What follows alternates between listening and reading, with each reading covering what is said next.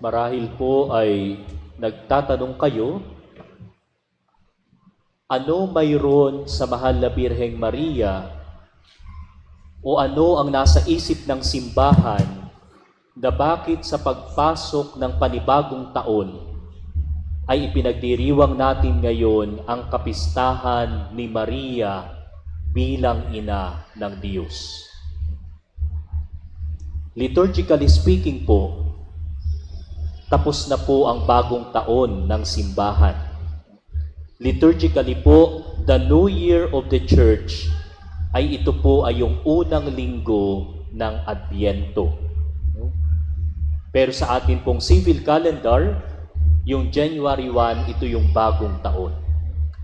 At siguro magtatanong tayo, ano mayroon sa mahal na Birheng Maria na dapat nating matutunan sa pagpasok ng bagong taon hanggang sa pagtatapos ng taon na iyon.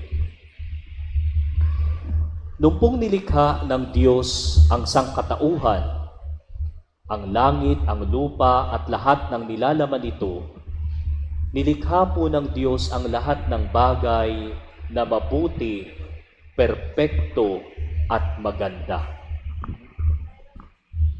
Wala pong nilikha ang Diyos na hindi maganda, hindi mabuti. Pero alam po natin na pag binasa po natin ang aklat ng Henesis, alam po natin na pumasok sa ating kasaysayan ang kasalanan. At papaano pumasok sa ating kasaysayan ang kasalanan?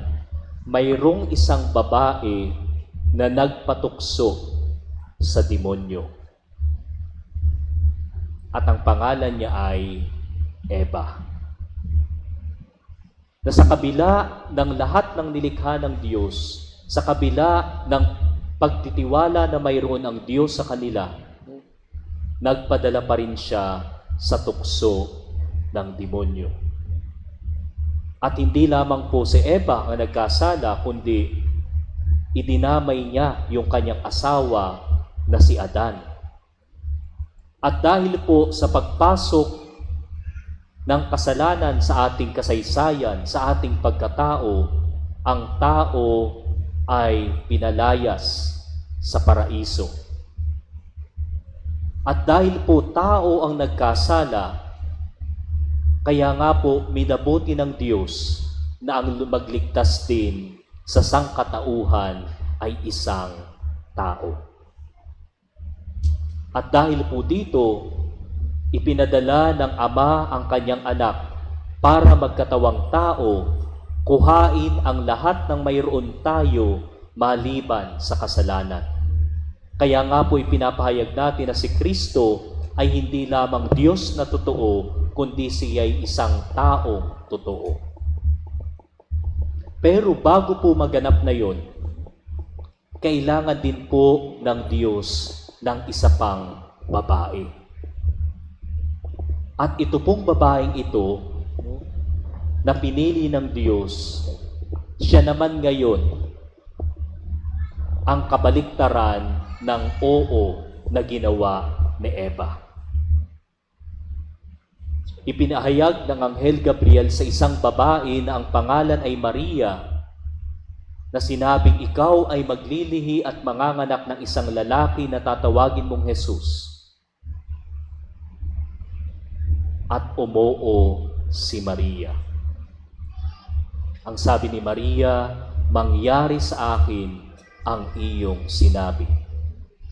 Na kung papaanong si Eva ay umoo sa panunukso ng demonyo, si Maria ay umoo sa paanyaya ng Diyos na makapasok muli sa ating kasaysayan ang kabutihan na mayroon tayo sa simula't simula, ang pagliligtas ang ating Panginoong Hesukristo. Pero yung pong oo na mayroon si Maria ay hindi po ito oo na half-hearted.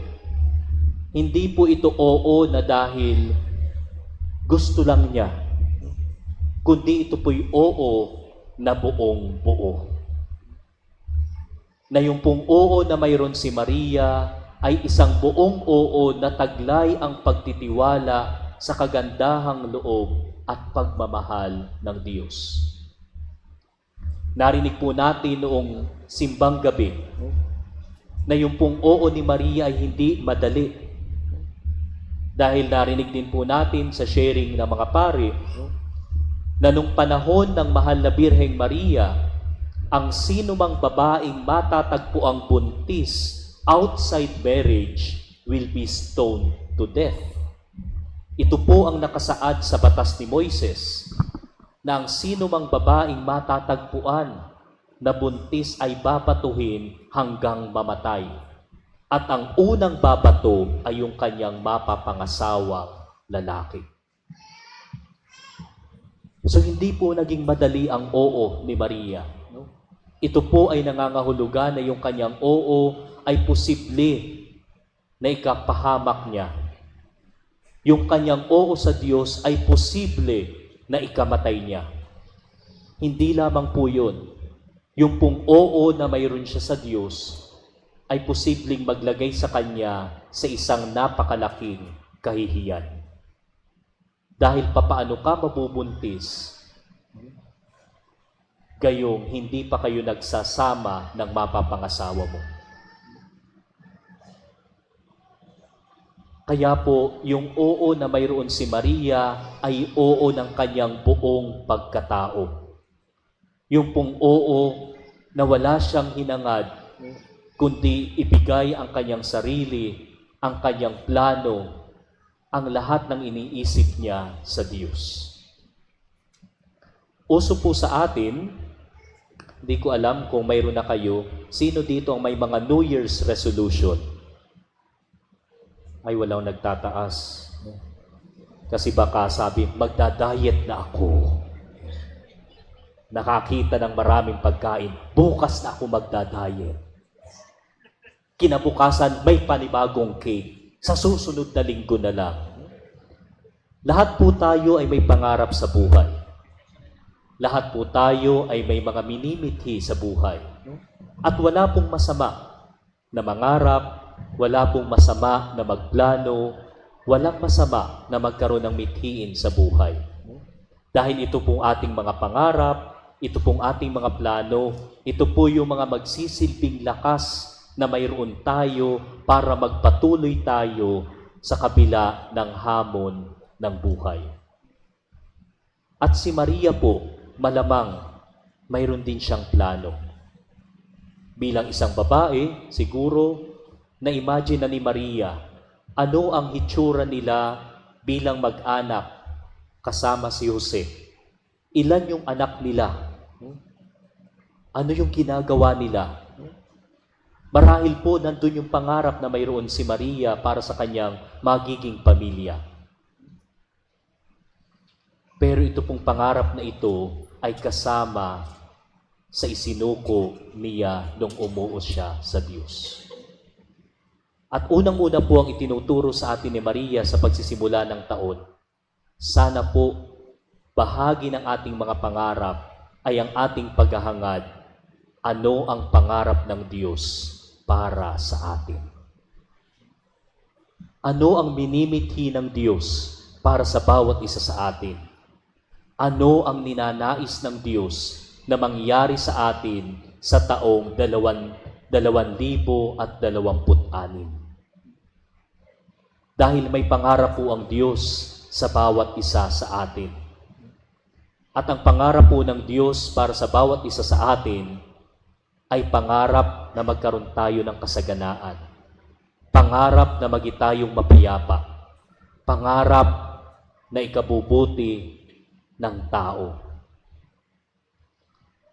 Pero nakasalalay po ang pangarap na ito ng Diyos sa ating mga desisyon.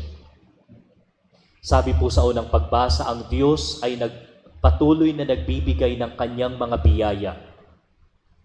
Kahit pa nga po hindi tayo karapat-dapat, kahit po tayo ay isang makasalanan, kahit tayo mga mahihinang nilalang, ang Diyos ay hindi magsasawa na magpala sa bawat isa sa atin. Kaya nga po, sa ating mga pangarap, sa ating paghahangad na matupad ang pangarap ng Diyos, ito po ay nakabase unang-una sa mga desisyon na gagawin natin. Yung pong Diyos ay patuloy na igagalang ang ating mga desisyon. Patuloy na igagalang niya ang kalayaan natin na mamili. Pero sana po piliin natin kung ano yung pangarap na mayroon siya sa atin. Siguro ang tanong, Father, paano ko malalaman na yung ginagawa ko ay pangarap ng Diyos para sa akin? Mayroon pong dalawang bagay na sabi ni San Ignacio ng Loyola na kailanman ay hindi kayang ibigay ng demonyo. Paano ko malalaman na tinutupad ko ang kalooban ng Diyos? Unang-una, pag nandun ang kapayapaan. Nung gagawin ko yung aking desisyon, ako'y payapa. Habang ginagawa ko yung aking desisyon, ako'y nananatiling payapa.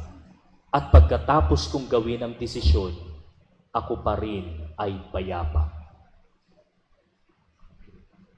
Yun po yung sinira ng kasalanan sa buhay natin, ang tanggalin sa atin ang kapayapaan.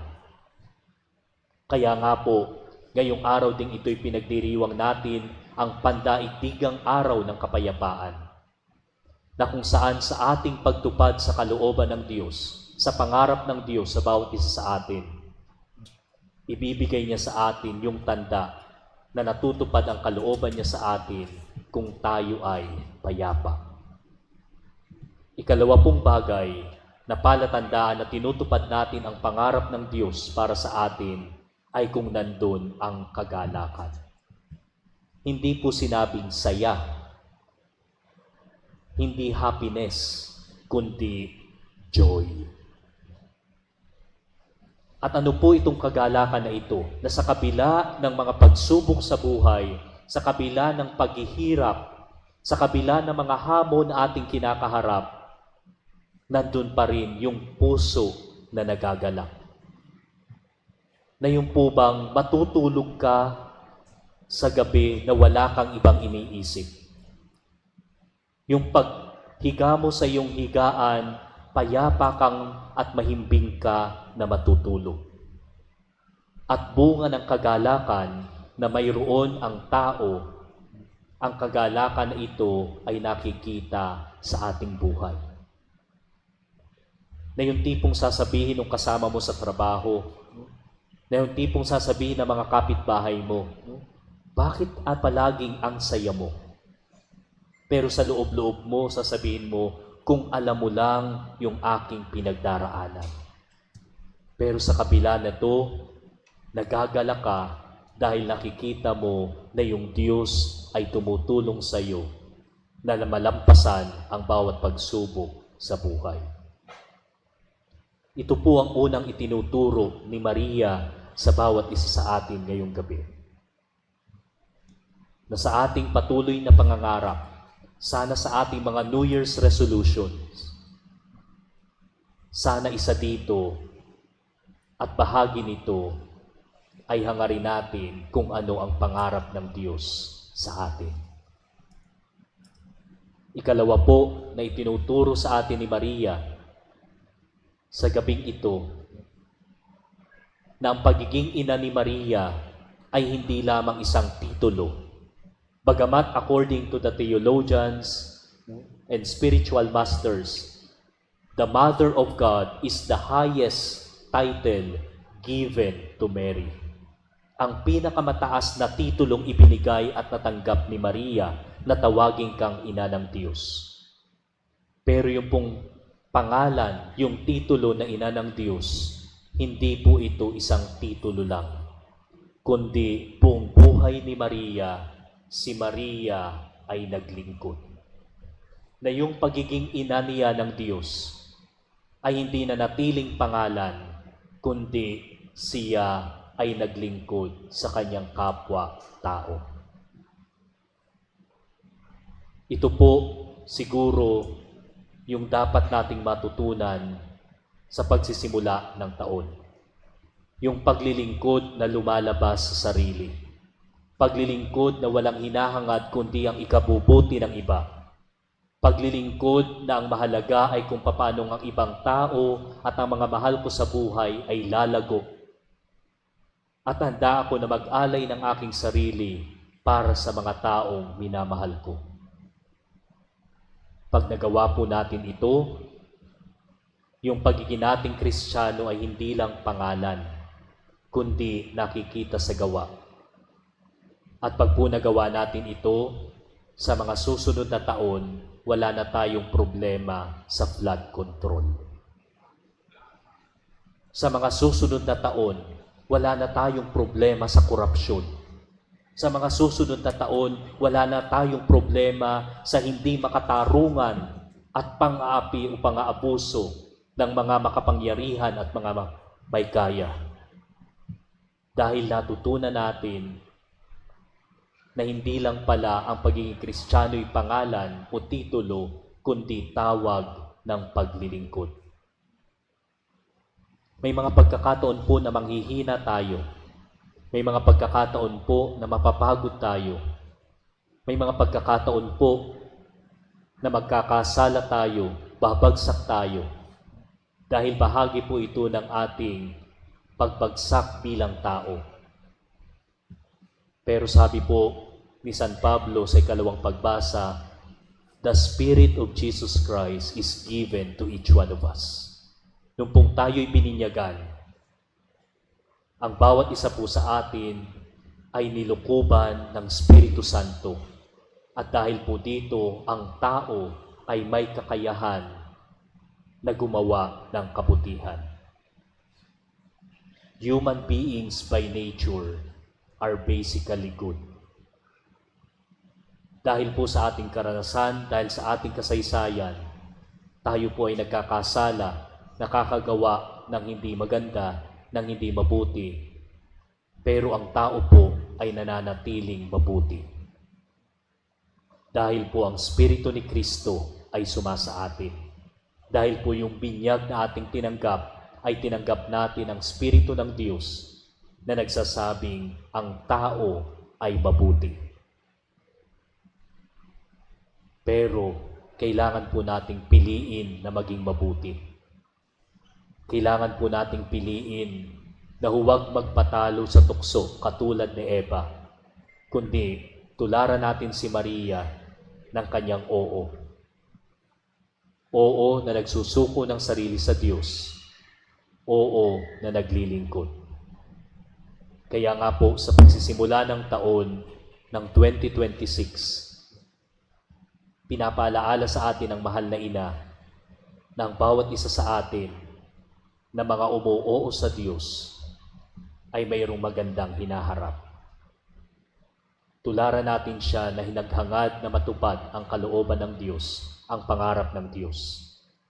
At sa oras na matupad ang pangarap na ito, sana wag nating kalimutan na maglingkod.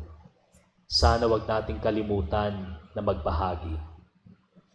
Yung pong Diyos ay patuloy na magpapala, but the blessings that we have received are not meant for keeping, but for sharing. Nung pong natanggap ni Maria si Kristo, ang anak ng Diyos, ibinahagi niya ito sa mundo. Ito po yung dahilan kung bakit most of the time, the image of Mary, palagi po siyang may hawak na bata. Kasi parang sinasabi niya, narito ang handog ko sa inyo. Narito ang tagapagligtas ninyo. Sana po sa tulong ng panalangin ng Mahal na Birheng Maria, ang bawat isa sa atin ay patuloy na maghangad na matupad ang kalooban ng Diyos, maglingkod sa ating kapwa-tao at sikapin na tumugon sa kanyang tawag. Amen. Magsitayo po tayo at ipahayag ang ating pananampalataya.